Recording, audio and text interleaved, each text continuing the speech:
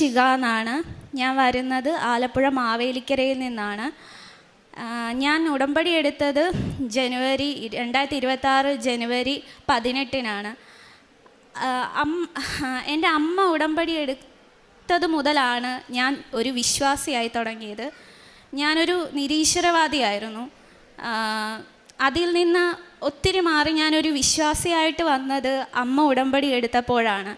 അമ്മ ഉടമ്പടി എടുത്ത മെയ്യിൽ അത് തൊട്ട് ഇന്ന് വരെ എൻ്റെ ജീവിതത്തിൽ നടന്നതൊന്നും എനിക്ക് വിശ്വസിക്കാൻ പറ്റാത്ത കാര്യങ്ങളാണ്. കാരണം ഞാൻ നിരീശ്വരവാദിയാവാൻ കാരണവും അല്ലെങ്കിൽ അങ്ങനെ ആവുന്നതിൽ കാരണം എൻ്റെ ജീവിതത്തിലുണ്ടായ സമാധാനമില്ലായ്മ, ഉറക്കമില്ല, കടങ്ങൾ, അങ്ങനെ കഴിക്കാൻ പോലും ഒന്നുമില്ലാത്ത ഒരവസ്ഥ. അപ്പം ഞാൻ വിചാരിച്ചു, എന്നെ കേൾക്കാത്ത ദൈവം എന്തിനാ എനിക്കെന്നുള്ളൊരു ചിന്താഗതിയായിരുന്നു. അപ്പോൾ അങ്ങനെ ഒരു ഇതില്ല.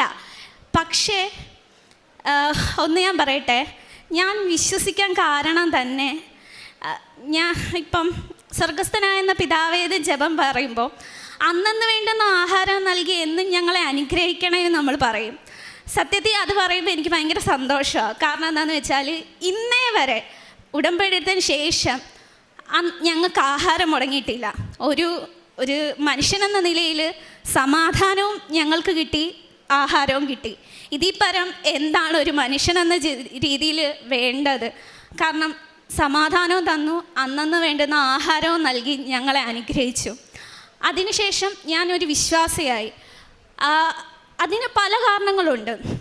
കാരണം എന്താണെന്ന് വെച്ചാൽ എനിക്ക് അമ്മയാണെങ്കിൽ ഉടമ്പടി വെച്ചപ്പം എൻ്റെ ഗ്യാസിൻ്റെ പ്രശ്നങ്ങൾ വെച്ചായിരുന്നു. അപ്പം എനിക്ക് ഉറങ്ങാൻ പറ്റുന്നില്ല. രോഗത്തിൻ്റെ കാരണത്താൽ എനിക്ക് ഉറങ്ങാൻ പോലും പറ്റുന്നില്ല. പക്ഷേ ഉടമ്പടി എടുത്ത് അപ്പോഴും ഞാൻ വിശ്വസിക്കുന്നില്ല. ഉടമ്പടി എടുത്ത് ഒരു 2 ആഴ്ച പോലും ആയില്ല, എൻ്റെ രോഗം മാറി. ഞാൻ പോലും അറിഞ്ഞില്ല മാറിയത്. അപ്പോൾ എനിക്കൊരു ചെറിയ വിശ്വാസം വന്നു. അതായത് ഞാൻ +2 പഠിക്കുമ്പോൾ, അതായത് 2018 മുതൽ എനിക്ക് ആ രോഗമുണ്ട്. അത് എവിടൊക്കെ പോയിട്ട് ഒരു മാറ്റവും വന്നില്ല. പക്ഷേ ഇപ്പം അത് മാറിയെന്ന് വിചാരിക്കുമ്പോൾ എൻ്റെ ഉള്ളിൽ ഒരു ശക്തി ഉണ്ട് എന്നുള്ളൊരു വിശ്വാസം വന്നു. അങ്ങനെ ഞാൻ അമ്മയ്ക്ക് കൊടുത്ത ആ ബുക്ക് എടുത്ത് ഞാൻ എന്നും വായിക്കും. എനിക്ക് അറിയത്തില്ല എങ്ങനെ വായിക്കണമെന്ന്. ഉടമ്പടി പുസ്തകം എടുത്ത് ഞാൻ വായിക്കും. അപ്പോൾ എനിക്ക് വായിക്കേണ്ട എന്നൊന്നും അറിയത്തില്ല. ഞാൻ A to Z കാര്യങ്ങളും എല്ലാ ദിവസവും വായിക്കും. അപ്പോഴാണ് ഞാൻ ഒരു കാര്യം ശ്രദ്ധിച്ചത്. ഞാൻ എപ്പോൾ വായിച്ചാലും എൻ്റെ പുറകിലൊരു നിഴൽ വരും. അപ്പം ഞാൻ ആദ്യം എനിക്ക് പേടിയായിരുന്നു. അപ്പോൾ ഒരാഴ്ച കഴിഞ്ഞപ്പോൾ അമ്മ ചോദിച്ചു, ഉറക്കമില്ലേന്ന് ചോദിച്ചു. ഞാൻ പറഞ്ഞു, എനിക്ക് ഉറക്കമുണ്ട്, പക്ഷേ ഇതേപോലെ ഞാൻ രാത്രിയിലാണ് പ്രാർത്ഥിക്കുന്നത്. പ്രാർത്ഥിക്കുമ്പോൾ എൻ്റെ ബാക്കിലൊരു നിഴൽ വരുമെന്ന് പറഞ്ഞു. അപ്പോൾ അമ്മയാണ് പറഞ്ഞത്, അത് മാതാവാണ്, ഇങ്ങനെ ഓരോ അനുഭവങ്ങൾ ഓരോരുത്തർക്ക് വരുന്നുണ്ടെന്ന് പറഞ്ഞു. അതേപോലെ തന്നെ ഞാൻ നിരീശ്വരവാദിതാന്നപ്പം ഞാൻ പറഞ്ഞായിരുന്നു, ഏത് ദൈവമാണെങ്കിലും എൻ്റെ അടുത്ത് വന്നാൽ ഞാൻ വിശ്വസിക്കാമെന്ന് പറയുന്നു. അതേപോലെ തന്നെ എൻ്റെ അടുത്ത് ഒന്നല്ല, ഒരുപാട് തവണ എൻ്റെ അടുത്ത് വന്നു. എന്നിട്ട് ഞാനാണെങ്കിൽ മുട്ടുകുത്തി നിന്ന് പ്രാർത്ഥിക്കാൻ തുടങ്ങി. ഒരു ചുമരി നോക്കിയാണ് ഞാൻ പ്രാർത്ഥിക്കുന്നത്. അവിടെ പ്രത്യേകത എന്ന് പറഞ്ഞാൽ നീല പെയിൻറ്റിൽ വെള്ളം അടിച്ചിട്ടുണ്ട്. അവിടെയാണ് ഞാൻ പ്രാർത്ഥിക്കുന്നത്. അത് ഞാൻ എടുത്തു പറഞ്ഞതിൻ്റെ കാര്യം ഞാൻ പറയാം. എന്നിട്ട് അവിടെ നോക്കി എനിക്ക് എങ്ങനെ പ്രാർത്ഥിക്കാൻ അറിയത്തില്ല. ഞാൻ 7 പ്രാവശ്യം വിശ്വാസ പ്രമാണം, സ്വർഗസ്ഥനായ പിതാവേ, നന്മ നിറഞ്ഞ മറിയമേ, 7 പ്രാവശ്യം പ്രാർത്ഥിക്കും. അപ്പോഴും ബാക്കിലൊരു നിഴല. ഞാനാണെങ്കിൽ ഊട്ടക്കണ്ടിട്ട് തിരിഞ്ഞ് നോക്കിയാണ് ഞാൻ പ്രാർത്ഥിക്കുന്നത്. കാരണം എനിക്കറിയാം വരുന്നതെന്ന്. അപ്പോൾ ഒരു ദിവസം അതിൻ്റെ കൂടെ തന്നെ ഞാൻ സ്വപ്നം കാണുന്ന മുഴുവൻ കടൽ കയറുന്നതാണ്. കടൽ കയറി ഇറങ്ങുമ്പോൾ പച്ചയും നീലയും മെഴുകുതിരി അവിടെ കിടക്കുന്നു. ഇതേപോലെയാണ് ഞാൻ കാണുന്നത്. ഒരുപാട് വർഷം ഞാൻ അങ്ങനെ കണ്ടിട്ടുണ്ട്. എന്നിട്ട് ഒരു ദിവസം ഞാൻ വിചാരിച്ചു, ആലപ്പുഴയിൽ നിന്ന് വീട്ടിൽ ചെന്നപ്പം 8 മണിയൊക്കെ ആയി. അപ്പം ഞാൻ വിചാരിച്ചു, ഇന്ന് പ്രാർത്ഥിക്കേണ്ട, ഒരു ദിവസം പ്രാർത്ഥിക്കേണ്ടല്ലോ എന്ന് വെച്ചു. അപ്പം എനിക്ക് നല്ല തലവേദനയുണ്ട്. ഞാനപ്പം കിടക്കാമെന്ന് വിചാരിച്ച് ചാരി കിടക്കുക. അപ്പോഴത്തേക്കിനാണെങ്കിൽ ഞാനിങ്ങനെ ഇൻസ്റ്റയിലെടുത്ത് ഇങ്ങനെ റീൽ കണ്ടപ്പോൾ പാലസ്തീൻ്റെ കുഞ്ഞുങ്ങളിങ്ങനെ ഭക്ഷണമില്ലാതെ അങ്ങനത്തെ ഒരു റീലുണ്ട്. അപ്പോൾ എനിക്ക് ഭയങ്കര സങ്കടമായി. ഞാനങ്ങനെ സങ്കടപ്പെട്ട് ഒരിക്കലും മാതാവിൻ്റെ അടുത്ത് പ്രാർത്ഥിക്കാറില്ല. പക്ഷേ അതിലെനിക്ക് ഭയങ്കര സങ്കടം തോന്നി. ഞാൻ എണീറ്റ് മുട്ടുകുത്തിയിരുന്ന് പ്രാർത്ഥിച്ചു. എൻ്റെ കണ്ണങ്ങ് നിറയുന്നുണ്ട്. അപ്പം അതുവരെ അവിടെ വോൾട്ടേജ് എന്ന് പറയുമ്പോൾ സാധാരണ രീതി ഫാൻ കിടക്കുന്നു. അത്രയും നേരം ഇല്ലാത്ത ഭയങ്കര വെളിച്ചം, ഫാൻ ഭയങ്കര ശക്തിക്ക് ഇറങ്ങുന്നു, കലണ്ടർ ഭയങ്കര ശക്തിക്ക് അടിക്കുന്നു, അവിടെ ഒരു പേപ്പർ റോളിൻ്റെ തുമ്പ് കിടന്ന് ഭയങ്കര ശക്തിക്ക്, ഭയങ്കര സൗണ്ട്. എന്നിട്ടും ഞാൻ ജസ്റ്റ് ഒന്ന് തിരിഞ്ഞു നോക്കി. അപ്പോൾ എനിക്ക് മനസ്സിലായി നിഴൽ വന്നു. അപ്പോൾ എനിക്ക് മനസ്സിലായി. അപ്പോഴത്തേക്കിനും ഞാൻ എന്നിട്ടും നേരെ നോക്കിയിരുന്ന് പ്രാർത്ഥിച്ചു.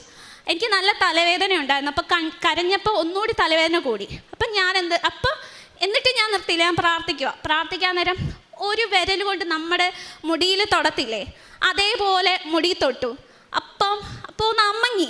അപ്പോഴത്തേക്കിനും ഞാൻ നോക്കിയപ്പോൾ തലവേദനയും പോയി. എന്നിട്ട് ഞാൻ പ്രാർത്ഥിച്ചിട്ട് ഞാൻ വന്ന് കിടന്നപ്പം പിന്നെ കലണ്ടർ വടിയില്ല, ഒന്നുമില്ല, ഭയങ്കര നിശബ്ദത, ഫാനൊക്കെ ചെറുതായിട്ടേ കറങ്ങുന്നുള്ളൂ. അപ്പോൾ എനിക്ക് മനസ്സിലായി വന്നിട്ട് പോയതായിരിക്കും എന്ന് എഴുതി ഞാനും കിടന്നു. അതേപോലെ തന്നെ ദൈവാനുഗ്രഹം എന്ന് പറയുമ്പോൾ 2 പ്രാവശ്യം എനിക്ക് അമ്മയെ കാണാൻ പറ്റി. അത് രണ്ടും വെളുപ്പിനെ 2:30-ക്കും 3 മണിക്കും ഇടയിലാണ് 2 പ്രാവശ്യം. ഒന്നാമതെന്ന് പറയുന്നത് നമ്മുടെ ഈ പിക്ചറിനകത്തുള്ള മാതാവിൻ്റെ രൂപം. ഞാൻ സൈഡിൽ ഇങ്ങനെ നോക്കിയപ്പോൾ ആ രൂപം കണ്ടു. അപ്പം സത്യം പറഞ്ഞാൽ എനിക്ക് പേടിയായിരുന്നു. അങ്ങനെ ഒരു രൂപം കാണുമ്പോൾ നമുക്ക് പേടിയല്ലേ വരുന്നത്. അപ്പം ഞാൻ കണ്ണ് തിരുമ്മി ഫോണിൽ നോക്കിയപ്പോൾ സമയം നോക്കി. ഞാൻ കൃത്യം എനിക്കിപ്പോൾ അറിയത്തില്ല.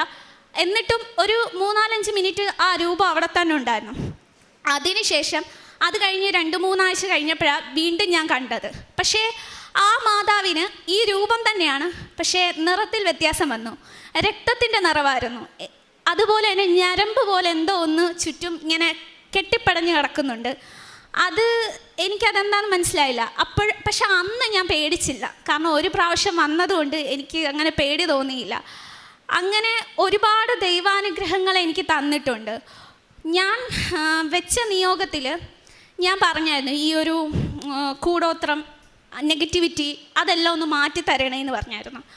അതേപോലെ തന്നെ അതിൻ്റെ ഒരു കാര്യം പറയാം. ഒരു പ്രാവശ്യം ഞാൻ സ്വപ്നം കണ്ടപ്പം എനിക്കറിയാം ഒരാൾ ഞങ്ങൾക്ക് വേണ്ടി അങ്ങനെ നെഗറ്റിവിറ്റി ചെയ്യുന്ന ഒരാളുണ്ടെന്നറിയാം. അപ്പോൾ ആ ആളെ ഞാൻ സ്വപ്നത്തിൽ കാണുക. സ്വപ്നത്തിൽ കണ്ടിട്ട് പറഞ്ഞു, അവരിങ്ങനെ പറയുക, നീ നശിക്കും എന്ന് പറയുക. അപ്പം ഞാൻ അവരോട് സ്വപ്നത്തിൽ ഞാൻ പറയും, ഭയങ്കര റിയാലിറ്റിയിലാണ് ഞാൻ കാണുന്നത്. പറയുക, അങ്ങനെയൊന്നും നടക്കത്തൊന്നുമില്ല, എൻ്റെ കൂടെ എൻ്റെ മാതാവുണ്ടെന്ന് ഞാൻ ആ സ്വപ്നത്തിൽ പറയുന്നുണ്ട്. ഒരുപക്ഷെ ഞാൻ ചോദിച്ചതിന് അമ്മ പറയുകയായിരിക്കാം, നിൻ്റെ കൂടെ ഞാനുണ്ട് എന്ന് പറയുകയായിരിക്കാം. ഞാൻ എൻ്റെ വീട്ടിൽ കയറുമ്പം ഭയങ്കര ഒരു നെഗറ്റിവിറ്റി ആയിരുന്നു. നെഗറ്റിവിറ്റി എന്ന് പറയുമ്പം ഭയങ്കര ദേഷ്യം, മാനസികപരമായിട്ട് ഭയങ്കര ഒരു ബുദ്ധിമുട്ടായിരുന്നു. ഭയങ്കര നെഗറ്റിവിറ്റി ആയിരുന്നു വീട്ടിൽ കയറുമ്പോൾ. അതിനുശേഷം എനിക്കാണെങ്കിൽ പിന്നെ ആ നെഗറ്റിവിറ്റി ആ വീട്ടിൽ കാണുന്നില്ല. വീട്ടിൽ തന്നെ കയറുമ്പോൾ ഭയങ്കര ഒരു പോസിറ്റീവ് വൈബ്, ഒരു പോസിറ്റിവിറ്റിയാണ് എനിക്ക് കിട്ടുന്നത്.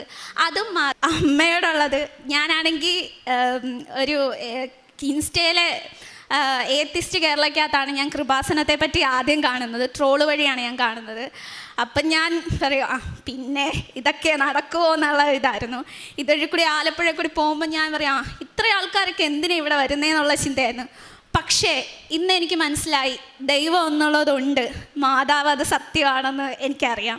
കാരണം നമ്മളൊന്ന് കരഞ്ഞ് പ്രാർത്ഥിച്ചു കഴിഞ്ഞാൽ നമ്മുടെ അടുത്ത് വരുമോ എന്നുള്ളത് എനിക്ക് നന്നായിട്ട് ഇപ്പം മനസ്സിലായി. ഏറ്റവും വലുത് അന്നന്ന് വേണ്ടുന്ന ആഹാരം നൽകി അനുഗ്രഹിച്ച ഒരു ദൈവം ഉണ്ടെങ്കിൽ ഇത് തന്നെ ആയിരിക്കുമെന്ന് ഞാൻ വിശ്വസിക്കുന്നു. അമ്മയോടൊന്നല്ല, സകലരോടും എനിക്ക് ദേഷ്യമായിരുന്നു. എൻ്റെ ചേച്ചി എന്നോട് പറയും, 10 രൂപയ്ക്ക് ദേഷ്യപ്പെടേണ്ടത് നീ ഒരു 100 രൂപയുടെ ദേഷ്യമാണല്ലോ കാണിക്കുന്നതെന്ന് പറയും. പക്ഷേ ഇന്നെനിക്ക് ദേഷ്യമെല്ലാം കുറഞ്ഞു. അമ്മ പറയുമ്പോൾ ആര് പറഞ്ഞാലും ഇച്ചിരിയൊക്കെ ഉണ്ട്, ഇല്ലെന്ന് പറയുന്നത്. പക്ഷേ എന്നാലും ഭയങ്കര രീതിയിലുള്ള മാറ്റം എനിക്കുണ്ട്. ആത്മീയമായ രീതിയിൽ ഞാൻ മാറി എന്നുള്ളതാണ്. എപ്പോഴും ഈ ഫോൺ അഡിക്ഷൻ പോലെ. പക്ഷെ അത് മാറി ബൈബിള് വായിച്ച് കൊന്ത ചൊല്ലി എല്ലാവരോടും നേരത്തെയൊക്കെ ദേഷ്യം ഉള്ളി വെക്കുന്ന ഒരാളായിരുന്നു. ഇപ്പം ഞാൻ വിചാരിക്കുക, എന്തിനാ അവരോട് ഉള്ളി ദേഷ്യം വെക്കുന്നത്, എന്തിനാ നമ്മൾ ശത്രുത വെക്കുന്നത് എന്നുള്ള ഓരോ കാര്യങ്ങളും അമ്മയോടാണെങ്കിലും അച്ഛനോടാണെങ്കിലും ആരോടാണെങ്കിലും സമാധാനത്തോടെ സംസാരിക്കാമെന്നുള്ള ഒരു രീതിയിലേക്ക് എത്തി കാര്യങ്ങൾ. അതേപോലെ തന്നെ ആത്മീയമായ രീതിയിൽ വളരാൻ ഒരുപാട് സാധിച്ചു. എനിക്ക് ബൈബിൾ വായിക്കുന്ന ഭയങ്കര ഇഷ്ടമായി. എനിക്ക് ബൈബിൾ ഇല്ലായിരുന്നു. അപ്പോൾ ഷീബ എന്ന് പറയുന്നൊരു ചേച്ചി എനിക്ക് ബൈബിൾ ഇവിടുന്ന് തന്നെയാണ്, എനിക്ക് കൃപാസനത്തിൽ നിന്ന് തന്നെയാണ് എനിക്ക് വാങ്ങിച്ചു തന്നത്. ഇപ്പോൾ രാത്രി ഞാൻ എന്നും ബൈബിൾ വായിച്ചിട്ടാണ് കിടക്കുന്നത്. കൊന്ത ചൊല്ലുകയും എല്ലാം ചെയ്യും. ആത്മീയപരമായ രീതിയിലും ഞാൻ ഒരുപാട് മാറ്റം എനിക്ക് സംഭവിച്ചു. അതേപോലെ തന്നെ അച്ഛൻ്റെ ചൊവ്വാഴ്ചയിലെ ധ്യാനം ഞാൻ കൂടും.